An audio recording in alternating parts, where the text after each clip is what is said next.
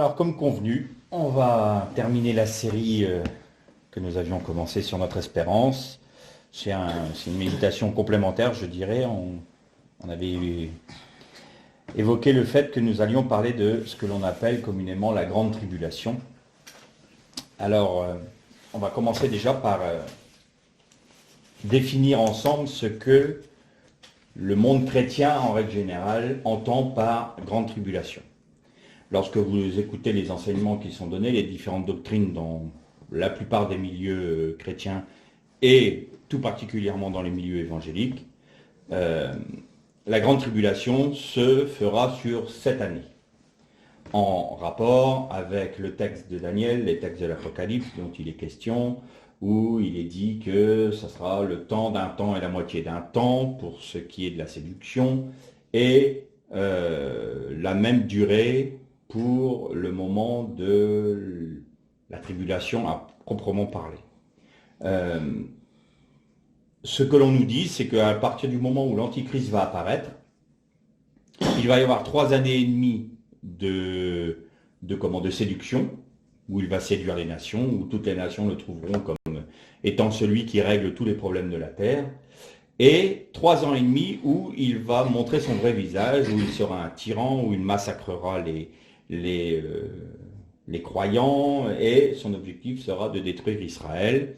Et donc ces 7 années se termineront par la bataille d'Armageddon, où toutes les nations seront rassemblées pour détruire Israël, et Jésus viendra sur le mont des Oliviers pour, pour juger les nations et pour détruire celles qui veulent porter atteinte à Israël. Dans cette doctrine, il est dit également qu'à partir du moment où Israël verra Jésus sur le mont des Oliviers, ils reconnaîtront enfin le Messie et donc se convertiront à ce moment-là et pendant le millénium, ils pourront faire ce qui était prévu pour eux, c'est-à-dire apporter l'enseignement de la Torah et du Messie aux nations. Alors cette doctrine trouve, je ne vais pas dire que tout est faux, il y a des points de vérité dedans, mais elle a un défaut majeur et fondamental à mon sens, c'est que cette doctrine place, comme on l'a évoqué bien souvent, l'Église de manière centrale. C'est-à-dire que l'Église est le point de vue que l'on prend pour analyser l'eschatologie. Or, la Bible entière, dans son ensemble, ne nous parle pas du tout de l'Église comme étant le point de vue par lequel nous devons, le point d'origine que nous devons prendre pour nous pencher sur l'eschatologie, mais bien Israël. Alors, déjà, on va regarder ensemble la grande tribulation. Combien de fois en est-il parlé dans la Bible? Alors, hormis le fait que à l'église de Thyatire, Jésus dit à Jean, écrit à l'ange de l'église de Thyatire, j'ai contre toi que vous écoutez la prophétesse qui se dit prophétesse, Jézabel qui se dit prophétesse, je ferai venir sur tous ceux qui ont commis adultère avec elle, venir une grande tribulation. Bon, le terme est grec, c'est méga. Méga veut très bien dire grand, fort, long, énorme. Voilà, méga. D'ailleurs, c'est rentré dans le vocabulaire français. Une méga structure, c'est une énorme structure. Un mégaphone, c'est ce qui va nous amplifier la voix. Méga, c'est quelque chose de fort, de grand, de haut. Bien. Les 2 autres passages où on voit ce terme employé, le premier, c'est dans l'évangile de Matthieu où Jésus parle à ses disciples et il dit « Viendra une grande tribulation », mais on va lire ce texte-là ensemble parce qu'il va notamment étayer notre méditation. Et dans le chapitre 7 de l'Apocalypse où l'ange dit à Jean, quand on lui pose la question, les anciens posent la question à Jean, mais qui sont ceux qui sont en robe blanche là devant le trône de l'agneau? Et Jean te répond, tu le sais. Eh bien, ce sont ceux qui sont morts et ne se sont pas souillés pendant la grande tribulation. Alors là où on commence à avoir un problème, c'est que quand vous lisez le chapitre 7 de l'Apocalypse, on voit donc tous ceux qui sont rachetés, tous ceux qui ont accepté le Christ comme le Messie et qui sont sauvés. Or, si la grande tribulation dure 7 ans, ça veut dire que ceux qui sont véritablement rachetés, ceux qui sont véritablement lavés dans le sang de Jésus, ce ne sont pratiquement que ceux qui ont vécu ces 7 années de tribulation. On en conclut cela. Puisque si c'est une tribulation qui doit venir, et que ces personnes-là sont issues de la grande tribulation, c'est que nous-mêmes, et tous ceux qui nous ont précédés depuis la mort de Jésus, nous sommes dans un no man's land, quelque part. On ne sait pas trop où se placer. On ne sait pas trop ce qu'il en est pour nous. Parce que ça veut dire qu'on n'est pas de la grande tribulation, mais en même temps on a reconnu Jésus. Alors elle est où notre place? On est où là dans cela? Et on voit bien qu'on a des doctrines qui sont un peu fallacieuses, parce que tout comme on ne pouvait pas placer les personnes qui sont sauvées comme à travers du feu, dans les enseignements que j'ai entendus, on ne sait pas trop pour cela. C'est ceux qui vont rester et qui vont subir la grande tribulation, et ceux qui sont morts pendant la grande tribulation. Mais alors ça veut dire qu'il y en a qui sont morts pendant la grande tribulation, donc ils n'auront pas été enlevés avant. Alors du coup, c'est tempête dans un crâne. Alors il y a plein de doctrines. Il y a ceux qui prêchent que l'Église, oui, ceux qui sont sauvés seront enlevés avant la grande tribulation, donc avant cette année-là. Ceux qui disent non, pas du tout, ils seront enlevés après, juste au moment avant que le Seigneur ne revienne, ils seront enlevés dans les cieux et reviendront avec lui sur le mont des Oliviers. Il y a ceux qui disent il n'y aura pas de millénium, donc de toute façon, le jour où le Seigneur va revenir, ça sera pour juger le jugement dernier. Bon, on trouve de tout, et tout est son contraire. Qu'est-ce que la grande tribulation? Quels sont les signes de la grande tribulation? Qu'est-ce que l'on entend par grande tribulation? Quand nous lisons dans le Tanakh, il est parlé de ce jour terrible, de ce jour de grande tribulation, et il porte le nom du jour de l'Éternel. Tous les prophètes ont, la plupart, Ésaïe, Ézéchiel, Jérémie, Joël, Malachie, tous ces prophètes-là ont parlé du jour terrible, du jour de l'Éternel, comme n'étant pas un jour de joie et de réjouissance, mais un jour terrible de ténèbres et d'angoisse et de peur. Alors, au moment où les prophètes parlaient de ces choses, l'Église n'existait pas. Donc vous voyez que ce qui était prophétisé par les prophètes Ésaïe, Ézéchiel, Jérémie et les autres, était pour Israël. Et c'est là où on a un gros problème. C'est que à partir du moment où on a placé l'Église comme étant le point central par lequel nous devions observer et étudier et comprendre l'eschatologie, eh bien, automatiquement, nous avons une vision biaisée parce que nous ne sommes pas au bon point de départ. Le bon point de départ, c'est il faut avoir une vision à partir d'Israël et des fils de Jacob, donc de l'ensemble des tribus d'Israël. Ce que je dis là est confirmé par l'apôtre Paul qui dit « Nous sommes rattachés à l'olivier cultivé », c'est-à-dire que ce n'est pas nous qui portons Israël, mais c'est Israël qui porte l'Église. Là, il faut remettre les choses à leur juste place pour bien comprendre ce qui suit. Donc si nous prenons une vision par rapport à Israël, en rétablissant ce qui a été faussé par les pères de l'Église, c'est-à-dire que nous sommes, nous, issus des nations, rattachés à Israël, ce qui fait que toute la Torah, toute la Bible, dans son ensemble, nous parle. Puisque du coup, nous ne sommes plus un élément à part d'Israël, mais nous sommes rattachés à Israël. Donc, étant Israël avec l'Israël physique, eh bien, nous avons le bon point de départ pour étudier l'eschatologie et cette fameuse grande tribulation. Pour ce faire, on va lire une lecture qui sera peut-être assez longue, mais on l'entrecoupera peut-être. Donc c'est le chapitre 24 de l'évangile de Matthieu. Et donc, là, le Seigneur Jésus parle à ses disciples des temps de la fin. Alors, on va commencer au premier verset parce que on arrêtera notre lecture et on commentera au fur et à mesure. Donc, chapitre 24, verset 1er de l'évangile de Matthieu. Comme Jésus s'en allait au sortir du temple, ses disciples s'approchèrent pour lui en faire remarquer la construction. Mais il leur répondit, voyez-vous tout cela? En vérité, je vous le dis, il ne restera pas ici pierre sur pierre qui ne soit renversée. Il s'assit sur le mont des Oliviers, et les disciples vinrent en privé lui dire, dis-nous quand cela arrivera, et quel sera le signe de ton avènement de la fin et de la fin du monde. Jésus leur répondit, prenez garde, que personne ne vous séduise, car plusieurs viendront sous mon nom en disant « c'est moi qui suis le Christ » et ils séduiront beaucoup de gens. Vous allez entendre parler de guerre, de bruit de guerre. Gardez-vous de vous alarmer, car cela doit arriver.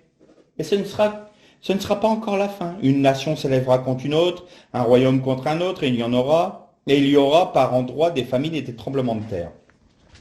Tout cela ne sera que le commencement des douleurs. Alors on vous livrera au tourment, et l'on vous fera mourir, et vous serez haïs de toutes les nations à cause de mon nom. Et ce sera pour beaucoup une occasion de chute. Ils se trahiront, se haïront les uns les autres. Plusieurs faux prophètes s'élèveront et séduiront beaucoup de gens. Et en raison du progrès de l'iniquité, l'amour du plus grand nombre se refroidira. Mais celui qui persévérera jusqu'à la fin sera sauvé. Cette bonne nouvelle du royaume sera prêchée dans le monde entier pour servir de témoignage à toutes les nations. Alors viendra la fin. Là, on a une première césure dans les paroles de Jésus. Ça, c'est un résumé de ce qu'il va dire après. Qu'est-ce qu'il dit en substance?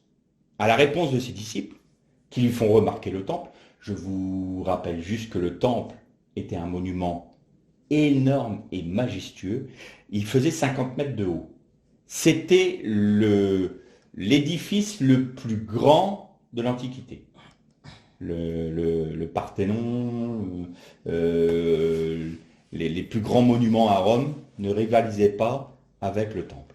Il faut savoir que Hérode, qui n'était pas forcément un gars bien, mais qui voulait se faire bien voir des Juifs, parce qu'il n'était pas aimé, avait demandé au rabbin, que dois-je faire il demandait au prêtre, que dois-je faire pour me faire un peu aimer du peuple. Et il a dit, reconstruis le temple en plus beau. Pourquoi en plus beau? Parce que le temple de Salomon a été détruit en 568, avant Jésus-Christ. Il a été rebâti en plus petit. C'est toute l'histoire de Néhémie et d'Esdras avec Josué et Zorobabel. Mais comme ils n'étaient pas riches, ils rentraient ils avaient l'autorisation de revenir en Israël après la déportation à Babylone. Eh bien, au lieu de prendre du cèdre, ils prenaient du bois local. Tout ce qui était en or, ils le faisaient en bronze. Et puis l'édifice était beaucoup plus petit. Et même les Juifs à l'époque, les Israélites, ils pleuraient devant le temple en disant « Mais comment ça se fait? On avait un si beau temple. » Le temple de Salomon était très majestueux également. Et maintenant, il ne nous reste que ça. Et ce n'est pas du tout ce que l'on pensait devoir être. Et donc c'était ce temple-là qui était encore en place au moment où Hérode demande aux prêtres ce qu'il doit faire pour se faire aimer du peuple. Et puis, donc il faut savoir que ce premier temple était sur le mont Moria. Là, le lieu, le Saint des Saints, était à l'emplacement où le rocher où a été fait le sacrifice d'Isaac par Abraham. Donc, cette place-là était centrale, j'ai envie de dire. Abraham, en figuration, sacrifier son fils, ça préfigurait que Dieu allait sacrifier son fils pour l'humanité. Bien. Donc, le temple était bâti là. Et Hérode a dit au prêtre, « Ah oui, mais moi, je ne sais pas faire ça. Parce que moi, je vois que les choses en grand. Et votre petite colline, là, votre petite montagne, moi, je ne peux pas faire un... C'est trop petit pour moi. C'est une cabane que je vais vous faire. Moi, je ne peux pas. Moi, il faut savoir qu'Hérode était un des très grands bâtisseurs. Il avait beaucoup de défauts, mais là-dessus, c'est lui qui a fondé Césarée, c'est lui, toute cette grande métropole qui existait à l'époque, c'était lui. Il faisait des grands édifices, notamment son palais. Et il s'est dit, bon, très bien, puisque on me demande et que le temple doit rester là, eh bien, il a fait ceinturer toute la colline par une muraille qui faisait de mémoire, c'était 500 mètres de long sur je ne sais plus combien de large. En fait, il a pris toute la colline, il a fait des murailles et il a fait une terrasse. Ce que l'on appelle aujourd'hui l'esplanade. Je fais une petite parenthèse.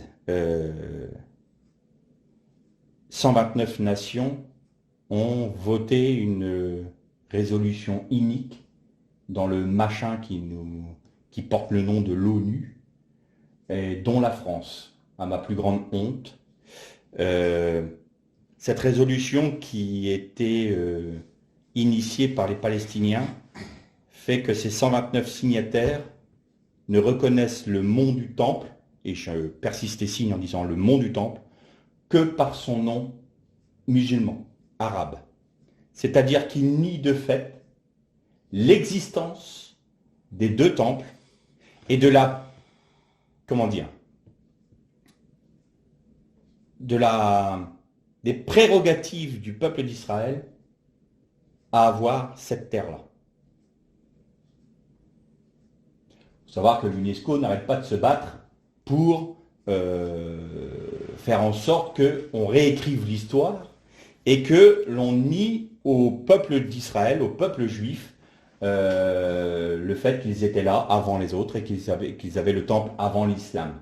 Alors notre cher président qui donne entre guillemets des leçons à un de ses concurrents dans la course à l'élection présidentielle en lui disant qu'il vaudrait mieux qu'il réécrive pas l'histoire, lui ça l'a pas dérangé de réécrire complètement l'histoire d'Israël, ça pose pas de problème. Vous voyez comme quoi les conseilleurs sont pas les payeurs. Donc on joint à l'iniquité le manque total de scrupules en demandant à un autre, en donnant des leçons à une autre personne quand soi-même on fait les mêmes entre guillemets erreurs. Enfin bref, je ferme là ma parenthèse. Quoi qu'il en soit, j'ai une honte extrêmement grande de ce que mon pays vient de faire. Il aurait mieux fait de s'abstenir, au mieux, mais non, il a hurlé avec la meute, comme quoi notre pays est vraiment devenir un petit pays qui n'est pas capable de porter ses idéaux et ses idées fermement face à des chiens qui aboient. Bref, alors, pour simplement dire les choses telles qu'elles sont, vous savez qu'en dessous de l'esplanade du temple, il existait des salles, il existe toujours des salles en dessous, qui avaient été construites par Hérode pour entreposer les trésors du temple. Les croisés, quand ils ont pris Jérusalem, ont considéré que c'était, comme c'était des vastes, vous imaginez l'esplanade, la taille qu'elle fait, et en dessous c'est plein d'alvéoles, c'est une grande place, c'est comme un grand garage, quoi, si vous voulez. Et donc ils ont considéré que c'était les écuries de Salomon. Donc ils les ont appelés les écuries de Salomon. Ça porte encore ce nom-là. Depuis que les musulmans ont pris autorité sur cette place-là de Jérusalem, il existe à l'heure actuelle une énorme mosquée en dessous. Très grande mosquée, lieu de prière pour les musulmans. Et les Arabes ont voulu creuser pour faire des fouilles, mais à tel point qu'à un moment, ils ont tellement creusé n'importe comment que toute l'esplanade a manqué de s'effondrer. Donc tout allait s'effondrer, donc on leur a dit, bon, vous arrêtez maintenant. Et seulement, ils ont découvert des artefacts provenant du premier temple et du second temple. Et comme ils ne voulaient pas que cela soit reconnu par les nations, tout ce qui est retiré des gravats et tout ce qui est issu de leur excavation passe automatiquement au concasseur. On détruit toutes les preuves, on détruit tout de manière à dire non, c'est le dôme du rocher qui fait autorité. Bien. Sauf que, manque de chance pour eux, quelques archéologues israéliens ont réussi à récupérer quelques artefacts et, bien évidemment, comme on peut l'imaginer, le premier temple de Salomon était bien là, en 168 avant Jésus-Christ. Ensuite, il y a eu le second temple et, juste pour mémoire, l'islam L'islam est apparu en 610 de notre ère. Donc si c'était les musulmans qui étaient là en premier, ça pose déjà un problème parce que même les croisés avaient bâti une basilique à l'emplacement du temple païen qu'avait fait ériger Hadrien sur le lieu du temple. Donc si on devait revendiquer, entre guillemets, si on nie le fait que c'est aux Juifs depuis 3000 ans, c'est plus aux chrétiens à ce moment-là, encore qu'aux musulmans. Vous voyez la stupidité de la chose, et de vouloir s'aveugler à ce point-là, c'en est presque, si c'était pas à pleurer, ça en serait risible, quoi. Bon bref, notre pays a signé cette ineptie au milieu de ce machin qu'on appelle l'ONU, qui porte bien son nom, Nations Unies. Ça nous rappelle furieusement Nimrod, n'est-ce pas, qui a réuni toutes les nations pour se liguer contre Dieu. Donc c'est évident qu'on ne peut pas attendre quelque chose de bien venant de cette organisation inique. Je ferme la parenthèse. Donc là, le Seigneur Jésus dit à ses disciples, voilà, ce temple-là, qui est magnifique, c'est vrai que c'était un monument magnifique. Vous savez qu'il y a on voit encore sur le chemin, quand ils ont détruit le temple, les pierres étaient si énormes, elles faisaient 200 tonnes. Quand ils ont jeté les pierres, toute la voie qui est en dessous du mur de soutènement est défoncée. Parce qu'ils ont tout brisé. Le temple, il ne reste plus rien, pas pierre sur pierre. La parole de Jésus s'est accomplie dans les détails. Il ne reste de l'édifice du temple pas pierre sur pierre. Ce qu'il reste, c'est ce fameux mur d'enceinte que Hérode a fait bâtir et cette esplanade. Où était posé le temple? Donc vous voyez que c'est pas quelques pierres qui sont tombées. Le temple en lui-même a été totalement rasé. Et donc c'était un monument magnifique et majestueux. Et Jésus leur prophétise, voilà, ce temple-là va être détruit. Il ne restera pas pierre sur pierre. Et là, les disciples lui disent, mais Seigneur, quel sera le signe? Et un des problèmes de nos doctrines, à nous, dans le monde évangélique et dans les milieux chrétiens en général, c'est que on dit les signes des temps de la fin. Qu'est-ce que ce sera? Tremblement de terre, les guerres, les famines, et on énumère tout ce que Jésus a dit. C'est pas ça que Jésus a dit à ses disciples. C'est pas les réponses, c'est pas les signes de l'avènement de son règne, ça. Les disciples ont parlé du signe, un signe. Quel sera le signe de ton avènement? Et alors Jésus fait un résumé. Il fait le résumé, ne vous alarmez pas, il y aura des guerres, des bruits de guerre, une nation se lèvera contre une autre, un royaume contre un autre, il y aura des famines, il y aura des tremblements de terre. Ça, que le commencement des douleurs. C'est le commencement des douleurs de l'enfantement. C'est pas maintenant. Ne vous alarmez pas, vous allez entendre des faux prophètes, vous allez avoir des faux messies qui vont vous dire « c'est moi le messie ». Mais ne les écoutez pas. Ce n'est pas le temps. Ce n'est pas ça le signe qui va montrer mon avènement.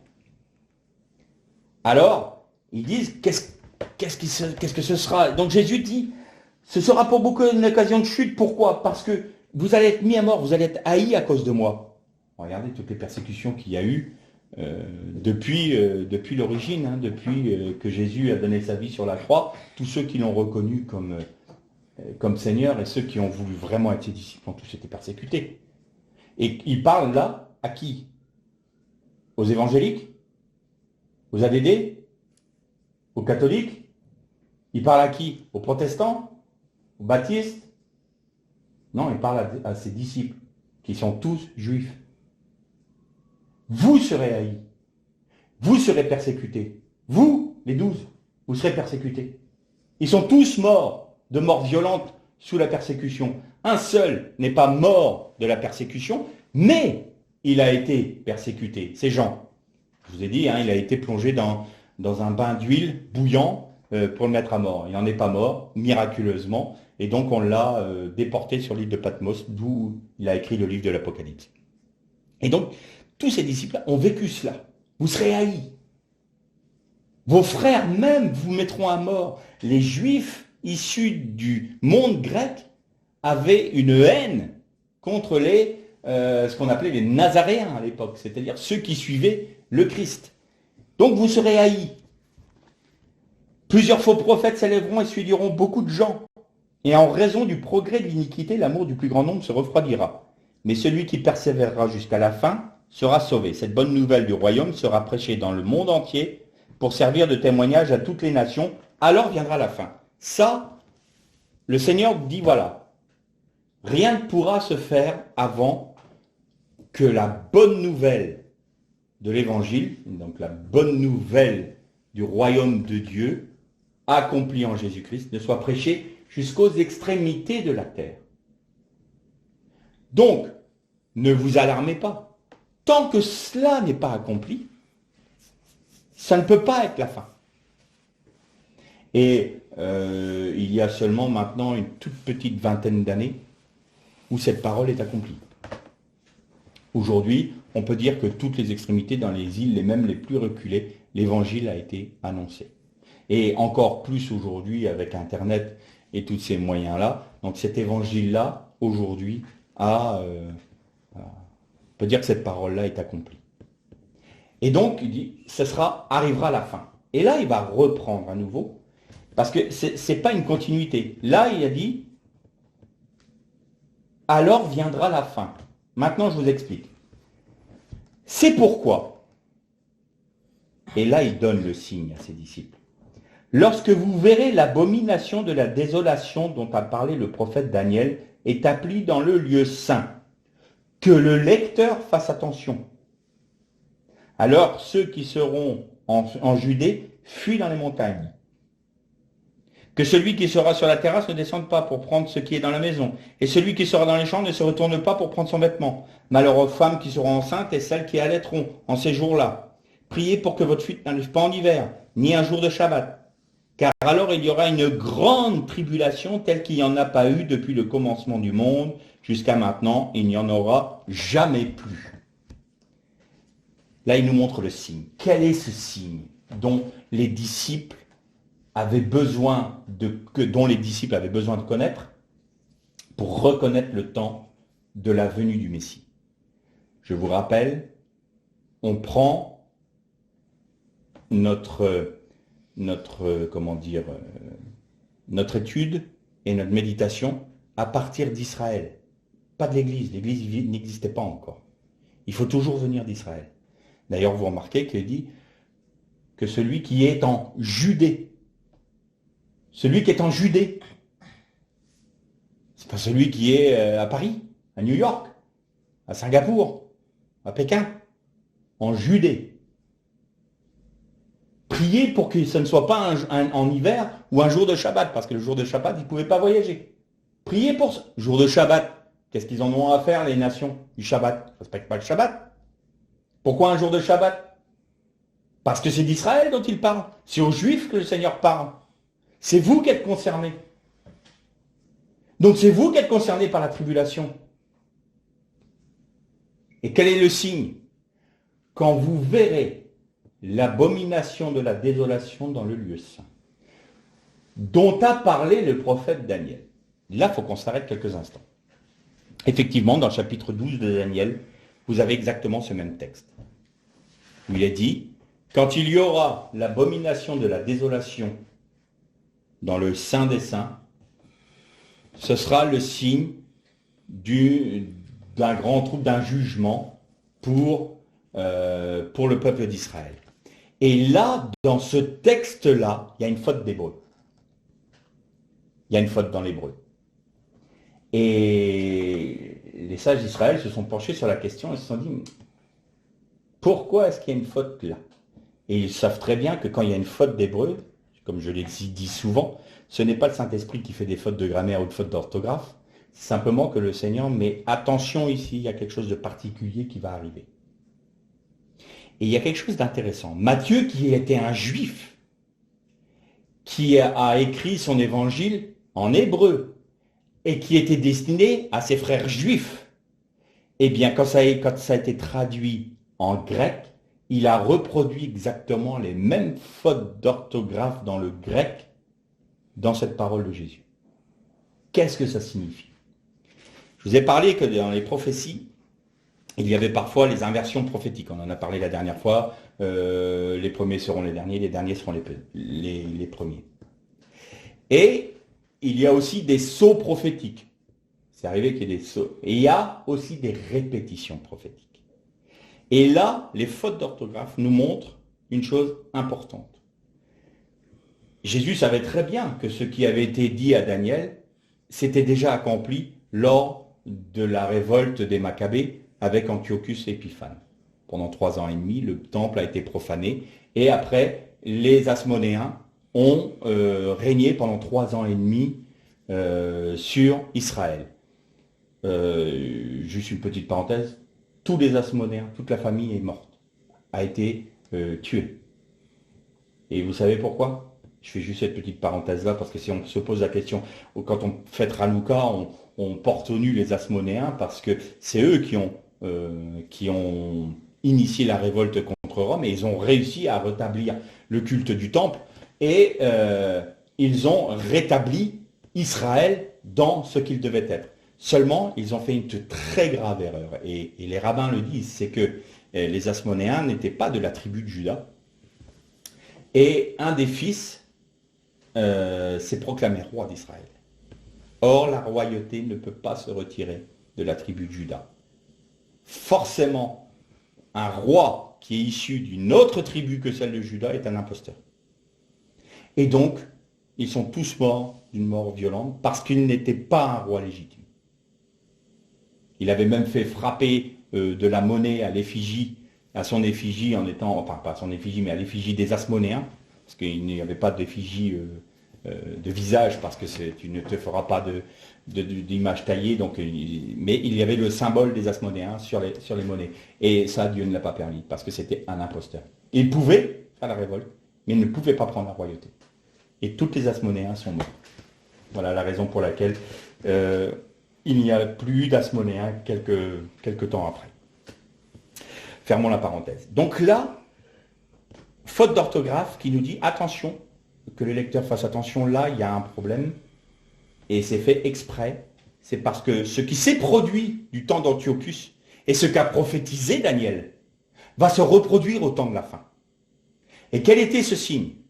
Eh bien, c'est, je vous ai dit, hein, c'est l'excrément qui produit la désolation. L'excrément qui produit la désolation, bah, c'était le fait que, à l'époque d'Antiochus Épiphane, il a fait c'était une statue de lui-même en or pur qu'il avait mis dans le Saint des Saints, et il avait profané le temple en sacrifiant des porcs. Qu'en est-il pour le deuxième temple, alors, à ce moment-là? Eh bien, Jésus parlait de ce qu'allaient faire les Romains. Quelle était l'abomination? Quand Titus s'est emparé de Jérusalem, il a brûlé le temple, il a fait détruire le temple.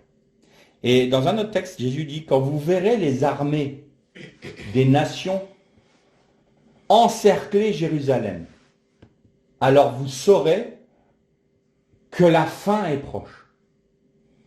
Et quand les armées de Titus sont venues, toutes les légions romaines ont environné Jérusalem. Ils l'ont encerclé.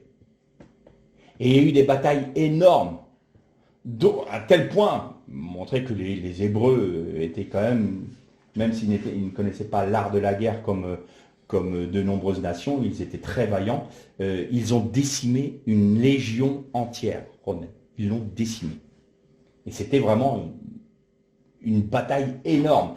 Il paraît qu'il y avait comme des souterrains, il y avait comme des tout à l'égout dans Jérusalem à l'époque, et les Juifs essayaient de s'échapper, de sortir de Jérusalem par là, et les soldats romains enlevaient les pavés pour les récupérer et les mettre à mort, et il y avait du sang qui coulait partout dans les rues, c'était terrible.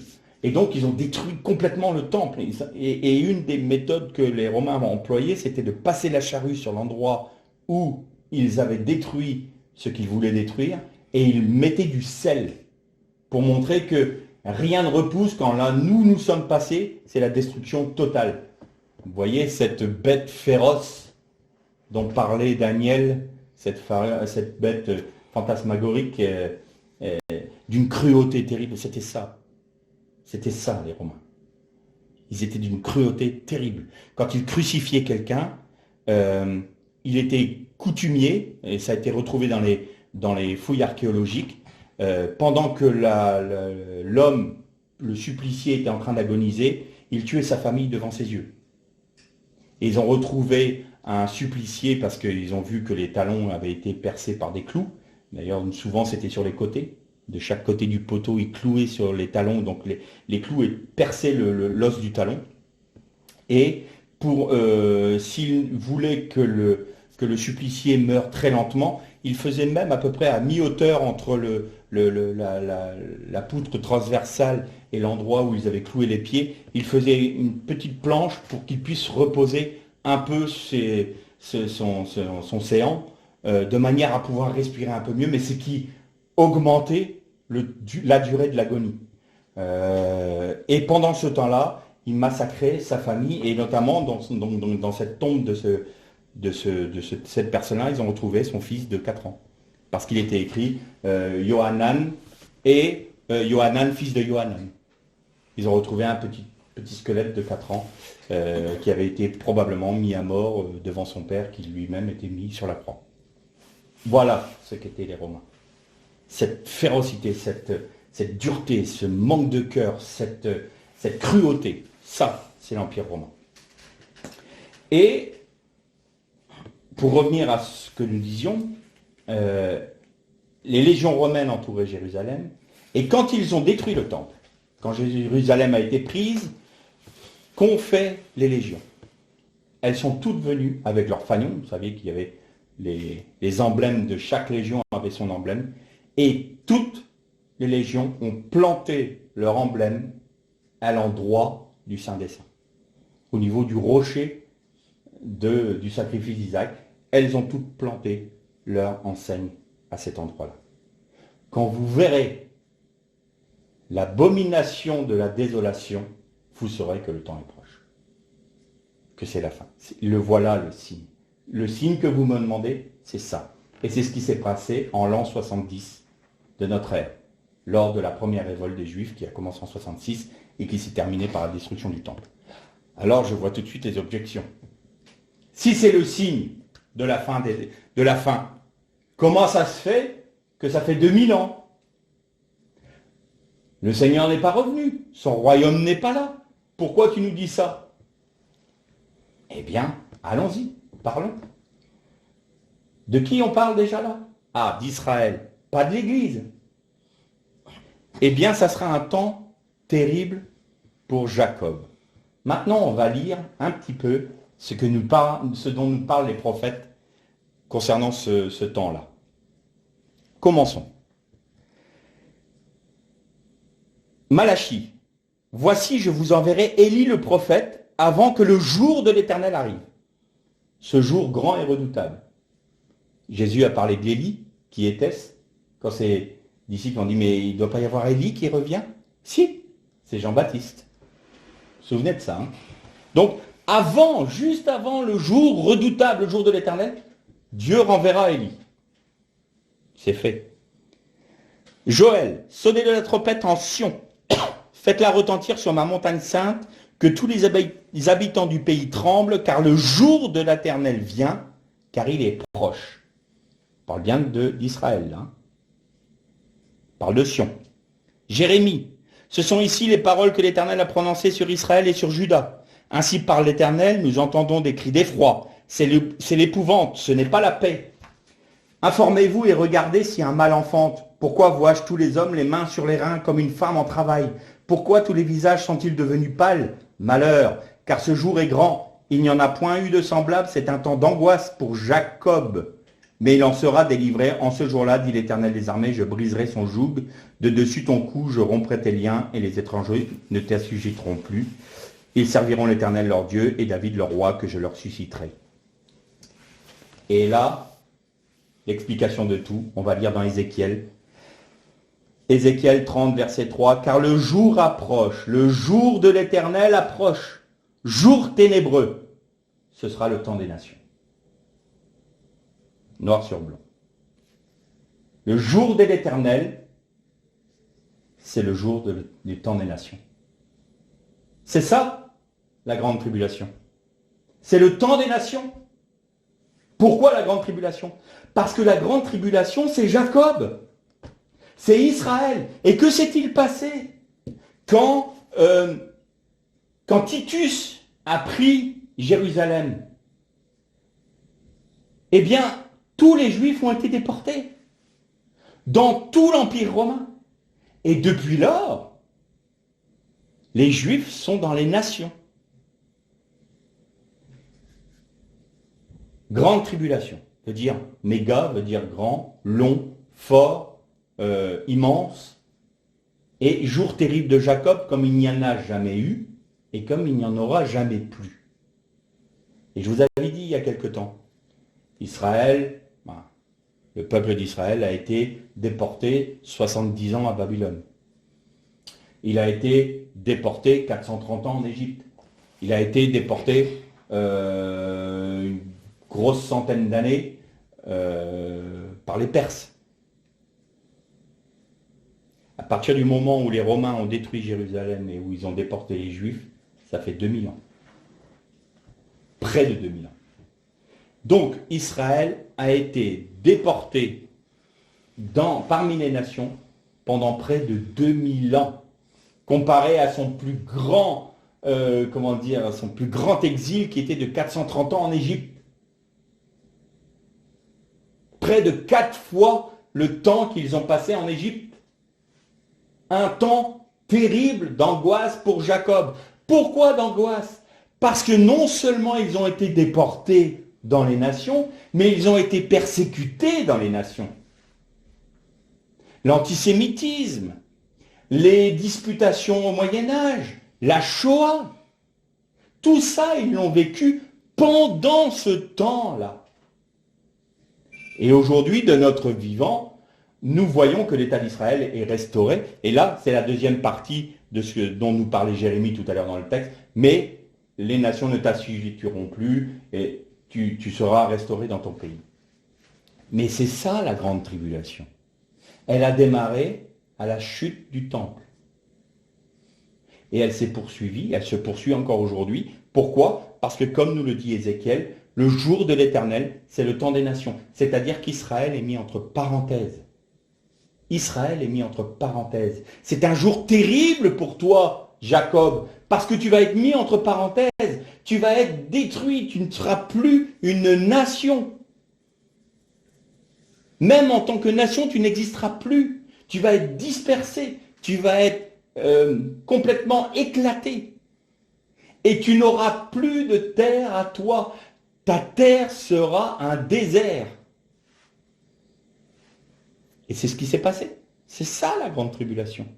Donc si on revient sur ce que nous disait le texte de l'Apocalypse tout à l'heure, qui sont-ils tous ces gens? Ce sont ceux qui ne se sont pas souillés qui sont morts pendant la grande tribulation. Ça veut dire quoi? Eh bien justement, là, ce n'est pas 7 ans et demi ou 7 ans de grande tribulation qu'il y a, mais 2000 ans de grande tribulation. Alors vous allez me dire, bah oui, mais à quoi correspondent ces 7 années-là? Il ne faut jamais oublier une chose. Le temps des nations est un temps où les nations vont mettre le comble à leur péché. Elles vont mettre le comble à leur péché. Et pendant ces 2000 ans, nous avons la patience de Dieu qui se manifeste envers elles. Pendant ce même laps de temps, le Saint-Esprit agit pour aller chercher celles et ceux qui accepteront d'être sauvés. Et donc rattachés à Israël. Mais pour que les nations mettent le comble à leur péché, il faut qu'il y ait une pensée, une force qui agit en elles pour les amener à ce comble du péché. Eh bien, l'apôtre Jean nous en parle. Vous avez entendu dire qu'il y aurait un antichrist. Mais moi, je vous dis, plusieurs antichrists viendront. Et l'esprit de l'antichrist agit déjà dans le monde. Il y a eu plusieurs antichrists. Par Hitler, Staline et Néron. Tous ces hommes-là, c'est des types de l'antichrist. Et donc, Plusieurs antichrists vont venir. Mais l'esprit de l'antichrist agissait déjà du temps de Jean. Réunir les nations contre le peuple de Dieu. C'était ça le but. Et quel était cet esprit que nous voyons pendant la grande tribulation? Eh bien, l'antisémitisme. La volonté de détruire Israël en tant qu'entité, en tant que nation, en tant que peuple, en tant que personne, en tant qu'individu. Cette volonté permanente de vouloir détruire, même chez les, entre guillemets, chrétiens, parce que si je mets un peu de guillemets là, qui étaient censés être rattachés à Israël, et donc, du coup, être frères avec les Juifs qui avaient reconnu Jésus comme le Messie. Non, vous aviez Luther qui disait, j'en ai parlé la dernière fois, hein, il serait scandaleux de ne pas mettre à mort un Juif après avoir détruit sa maison. Et une fois qu'on a réussi à faire ça, il faut détruire leur synagogue. Mais où on est là? Et donc c'est ça, la grande tribulation. C'est le temps où Jacob va être dans l'angoisse. Le temps où Jacob va être rejeté. Le temps où Jacob va être dispersé parmi les nations. Et le jour où il est ramené par le Seigneur, ça va être un temps qui va précéder, et nous y sommes, parce que les Juifs reviennent, le temps qui va précéder la reconnaissance d'Israël. Israël va reconnaître Jésus comme le Messie. Et ça commence. Vous avez de plus en plus, alors au moment où je vous parle, là, il y a de plus en plus de Juifs messianiques.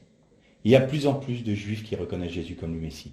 Ils avaient pratiquement disparu entre 400, 4e siècle, 350, au moment d'Augustin, jusqu'en 900. En 900, on retrouvait encore quelques traces de Juifs messianiques, mais après, ils ont complètement disparu.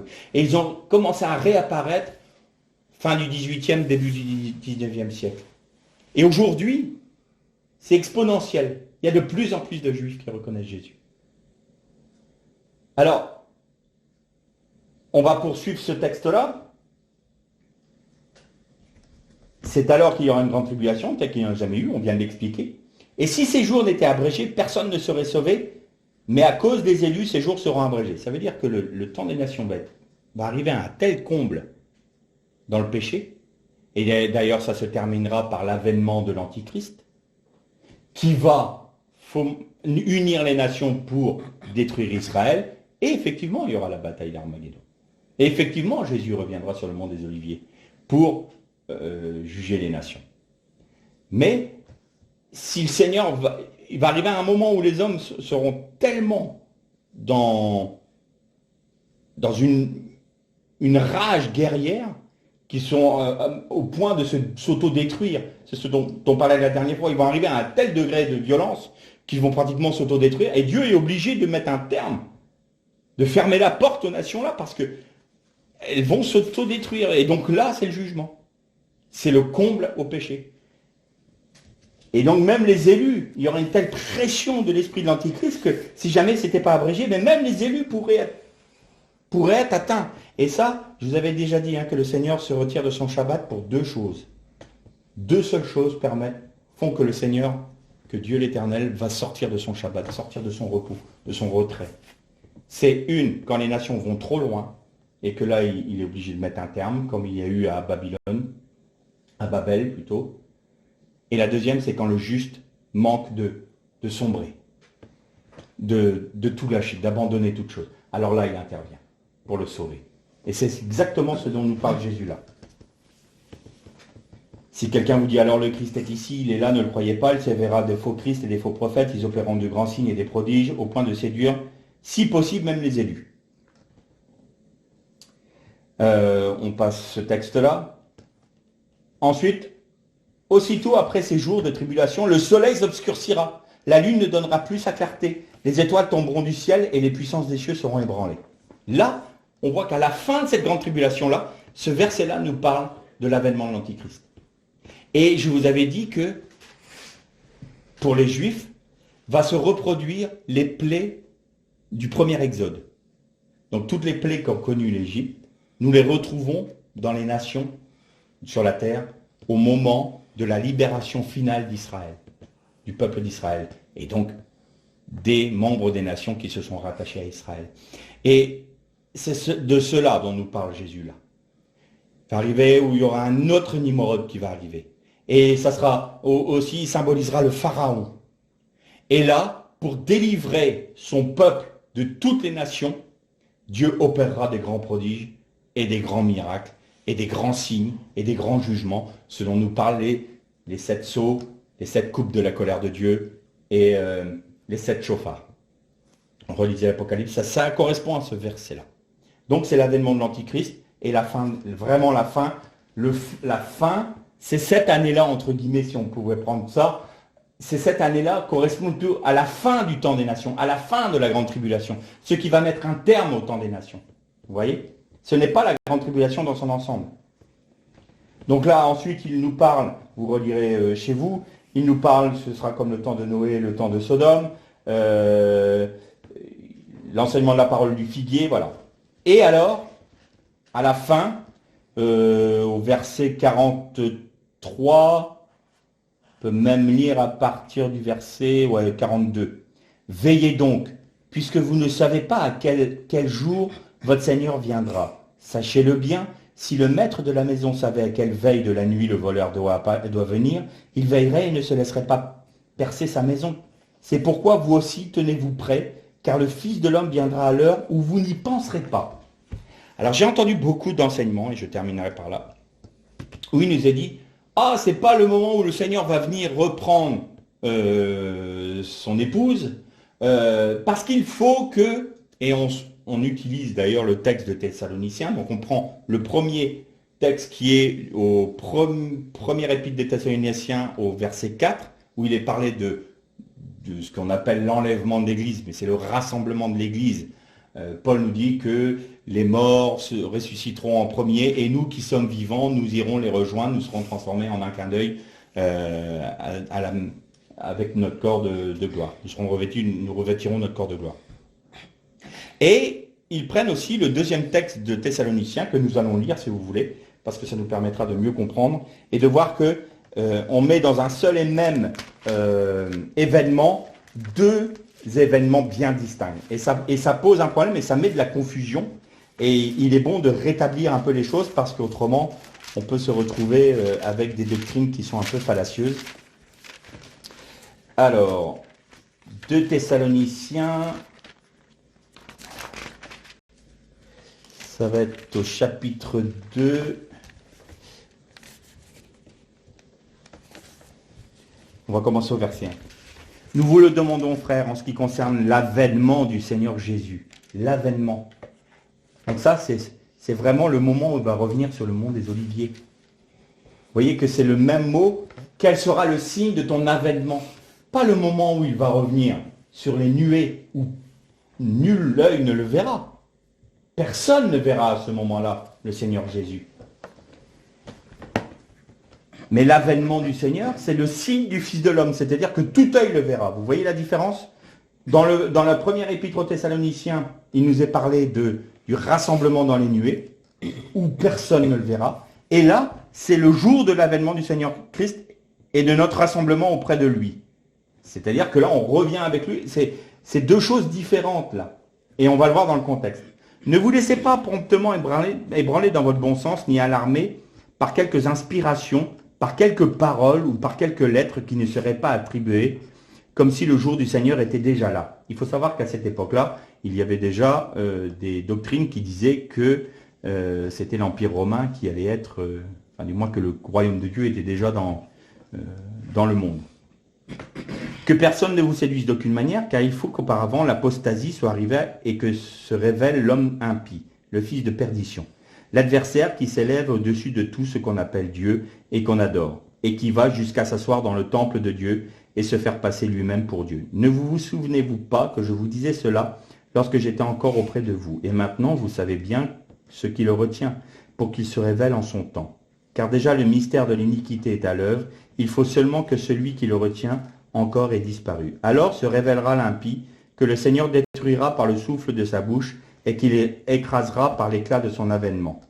L'avènement de l'impie se produira par la puissance de Satan, avec toutes sortes de miracles, de signes, de prodiges mensongers, et avec toutes les séductions de l'injustice pour ceux qui périssent, parce qu'il n'a pas reçu l'amour de la vérité pour être sauvé. Aussi Dieu leur envoie une puissance d'égarement, pour qu'ils croient au mensonge, afin que soient jugés ceux qui n'ont pas cru à la vérité, mais qui ont pris plaisir à l'injustice. Là, Paul nous parle vraiment du moment où le Seigneur va venir détruire l'Antichrist. Il revient sur le mont des Oliviers et il détruit l'Antichrist. Or, vous avez remarqué, et c'est là où il y a une confusion, lors de l'avènement du Seigneur et de notre rassemblement avec lui. Et donc on dit, c'est le moment du rassemblement avec le Seigneur.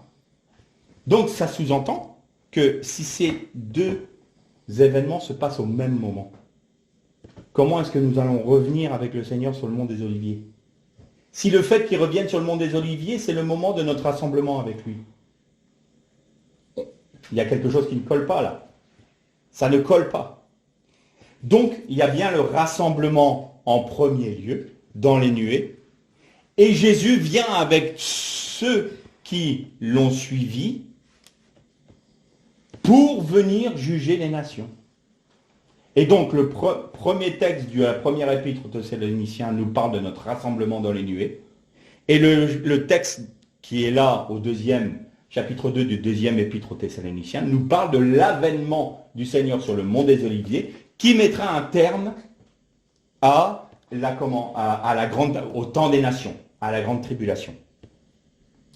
Parce que le terme de la grande tribulation sera le jugement de l'Antichrist, on est bien d'accord. Et vous avez vu quand le Seigneur nous dit comme ça à ses disciples aussi, dans le verset dans le chapitre 24 de Matthieu,